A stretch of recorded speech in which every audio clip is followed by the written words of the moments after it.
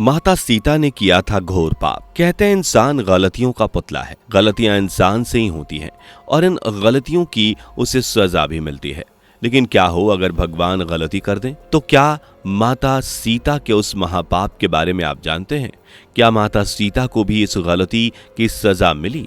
क्या था माता सीता का पाप जिसने उन्हें गर्भवती हालत में पति से दूर कर दिया? कैसे एक पक्षी बना माता सीता और भगवान श्री राम की जुदाई का कारण?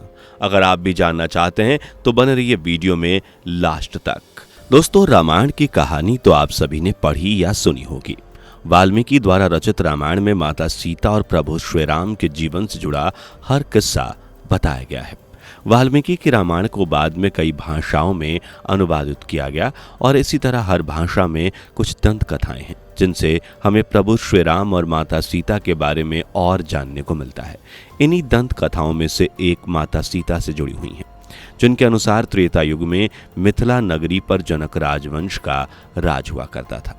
जनक राजवंश के ही राजा सरध्वज जो एक बार यज्ञ के लिए जमीन जोत रहे थे, तभी उस जमीन से एक छोटी सी कन्या प्रकट हुई। इस कन्या के नयन नक्श बड़े मनमोहक थे, आंखें बिल्कुल मोरनी सी।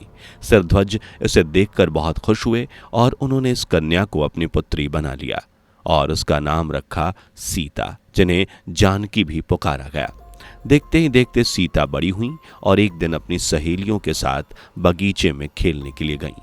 खेलते खेलते सीता को एक बेहद खूबसूरत तोते का जोड़ा नजर आया, जो पर्वत की चोटी पर बैठकर प्रभु श्री राम की बातें कर रहे थे। वो दोनों कह रहे थे कि जो पृथ्वी पर श्री राम नाम से विख्यात एक बड़े सुंदर राजा होंगे और उनकी महारानी का नाम सीता होगा। श्री राम के साथ सीता कई वर्षों तक राज करेंगी। धन्य है वो जानकी देवी और धन्य है वो श्री राम। तोते के जोड़े की ऐसी बातें सुनकर सीता सोच में पड़ गई, क्योंकि वो समझ गई थी कि ये तो उन्हीं की बातें कर रहे थे। अब माता सीता के मन में लालच आ गया। वो प्रभु श्री राम का नाम सुनकर अपने भविष्य के बारे में बहुत कुछ जानना चाहती थी। साथ ही प्रभु श्री राम के बारे में भी सब कुछ जानना चाहती थी। इसलिए उन्होंने अपनी सहेलियों को इस तोते और तोती को पकड़कर लाने को कहा। सहेलियां भी सीते की आज्ञा का पालन करते हुए तोते तोती को ले आईं। तब माता सीता ने उनसे अपना भविष्य जानने के लिए कहा कि तुम दोनों बहुत सुंदर हो, देखो डरो नहीं, मैं तुम्हें कुछ नहीं करूंगी। अभी तुम जिस सीता की बात कर रहे थे वो मैं ही हूं। तुम मुझे बताओ, तुम दोनों कहां से आए हो और मेरे भविष्य के बारे में इतना कैसे जानते हो? राम कौन है और वो कैसे दिखते हैं?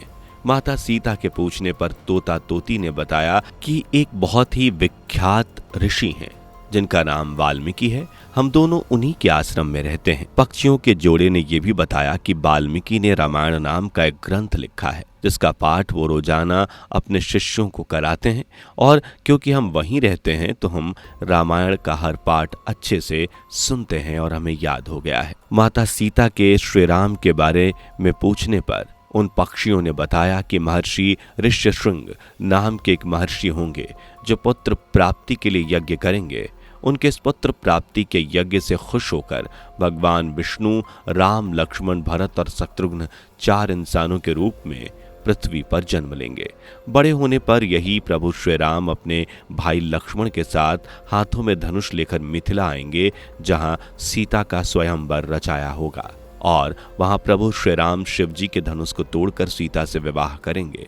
ये सुनकर माता सीता के मन में भगवान श्री राम के बारे में और जानने की जिज्ञासा उठी और उन्होंने तोते से पूछा कि राम कैसे हैं। इस सवाल के उत्तर में नर तोते ने कहा कि रामचंद्र कमल की तरह सुंदर होंगे, बड़ी बड़ी आंखें होंगी, पतली भुजाएं और गला शंख की तरह होगा। इसके बाद तोते ने कहा कि हे देवी, अब हमने आपको सब कुछ बता दिया, अब आप हमें जाने दो। ये सुनकर माता सीता ने उन्हें जाने से मना कर दिया और कहा कि मैं तुम दोनों को तभी जाने दूंगी जब प्रभु श्री राम आएंगे और मुझसे विवाह करेंगे, तब तक तुम हमारे इस महल में रह सकते हो। इस पर तोता तोती ने कहा कि हम वन के पक्षी हैं, हमें जाने दीजिए, हम यहाँ घर में नहीं रह पाएंगे। साथ ही तोती ने यह भी कहा कि मैं गर्भवती हूँ, मुझे अपने बच्चे को उनकी असली जगह पर ही जन्म देना है। आप चाहती हैं तो मैं बाद में यहाँ आ जाऊंगी। नर तोते ने भी सीता से यही कहा कि उसे जाने दे, क्योंकि उसकी पत्नी गर्भवती है। लेकिन माता सीता नहीं मानी। उन्होंने नर तोते से कहा कि तुम चाहो तो जा सकते हो, लेकिन ये मुझे पसंद है, इसलिए मैं इसे अपने पास रखूंगी। तुम बिल्कुल चिंता मत करो, मैं इसे अच्छे से रखूंगी। नर तोते के बार बार समझाने पर भी माता सीता उसकी एक बात नहीं समझी। नर तोते ने फिर भी सीता से विनती की। उसके बच्चे होने के बाद वो खुद उसके साथ यहाँ वापस आ जाएगा, लेकिन सीता फिर भी नहीं मानी और अपनी जिद पर अड़ी रही। उन्होंने नर तोते से कहा कि तुम जा सकते हो, लेकिन तुम्हारी तोती मुझे अच्छी लगी, इसलिए इसे यहीं पर रुकना होगा। लेकिन फिक्र मत करो, इसे यहाँ पर किसी तरह की कोई तकलीफ नहीं होगी। जब सीता मादा तोते को छोड़ने के लिए राजी नहीं हुई तो नर तोता भी बहुत दुखी हुआ और उसने एक बार फिर से सीता को समझाने की कोशिश की। मैं अपनी पत्नी से बहुत प्रेम करता हूँ और उसके बिना जिंदा नहीं रह सकता, इसलिए आपसे विनती है, मेरी बात मान लें और मेरी पत्नी को छोड़ दें। लेकिन नर तोते के इतना गड़गड़ाने के बाद भी सीता मादा तोते को छोड़ने के लिए नहीं मानी। तब दोस्तों, अपने पति यानी नर तोते को दुखी देखकर मादा तोता सीता पर बहुत ही ज्यादा क्रोधित हो जाती है और उसके बाद से श्राप देती है।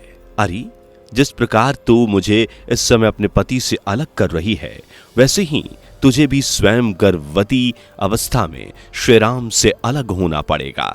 इस घटना के कुछ दिन बाद मादा तोता अपने पति से बिछड़ जाने के वियोग में प्राण त्याग देती है। इसके बाद दोस्तों, सीता को दुख तो होता है, लेकिन अब तक बहुत देर हो चुकी थी। दोस्तों, अगर आपको हमारा ये वीडियो पसंद आ रहा है तो वीडियो को लाइक जरूर कर दीजिएगा और अगर आप हमारे चैनल पर नए हैं तो चैनल को सब्सक्राइब जरूर कर लीजिए। चलिए आगे बढ़ते हैं कहानी में। इसके बाद इस बात का पता जब नर तोते को लगता है तो वो बहुत ही ज्यादा दुखी होने के साथ साथ सीता पर क्रोधित हो जाता है और वापस वो सीता के पास आता है और कहता है कि तुम्हारी वजह से न सिर्फ मुझे मेरी पत्नी को दुख पहुंचा, बल्कि मेरी गर्भवती पत्नी की मौत भी हो गई, इसलिए मैं अगले जन्म में राम की नगरी अयोध्या में एक बार फिर से जन्म लूंगा और तब मेरी वजह से तुम्हें अपने पति से वियोग का दुख उठाना पड़ेगा। इतना कहने के बाद वो नर तोता वहां से वापस उड़ जाता है। इसी तोते का जन्म दोस्तों कुछ सालों बाद अयोध्या में एक धोबी के रूप में होता है। फिर आगे चलकर उस धोबी की वजह से सीता का अपमान होता है और सीता को भी गर्भावस्था में अपने पति राम से अलग होना पड़ता है। उसी तरह जिस तरह से पिछले जन्म में नर तोते को मादा तोते से अलग होना पड़ा था। दोस्तों, आपने ये बात तो अक्सर सुनी ही होगी कि हमें हमारे कर्मों का फल इस दुनिया में ही यहीं पर मिलता है और इस कहानी से ये बात पूरी तरह से साबित भी हो जाती है। तो दोस्तों, ये था राम और सीता के जीवन से जुड़ा एक किस्सा जो कि एक सबक भी देता है कि अगर गलत काम किया जाता है तो उसका फल किसी न किसी रूप में भुगतना ही पड़ता है। इस वीडियो को दोस्तों यहीं पर समाप्त करते हैं। आपको हमारा ये वीडियो कैसा लगा हमें कमेंट करके जरूर बताइएगा। अगर वीडियो अच्छा लगा हो तो इसे लाइक और चैनल को सब्सक्राइब जरूर कर लीजिए और हाँ, बेल आइकन भी प्रेस कर लीजिए ताकि ऐसी ही धार्मिक शिक्षाप्रद नई वीडियो जब हम अपलोड करें तो आपको भविष्य में उसका नोटिफिकेशन मिल जाए और आप वो वीडियो मिस ना करें। तो मिलते हैं अगली वीडियो में, तब तक के लिए नमस्कार। दोस्तों, आपको स्क्रीन पर 2 और वीडियोस दिखाई दे रही हैं, जिसे देखने के लिए स्क्रीन पर क्लिक करें।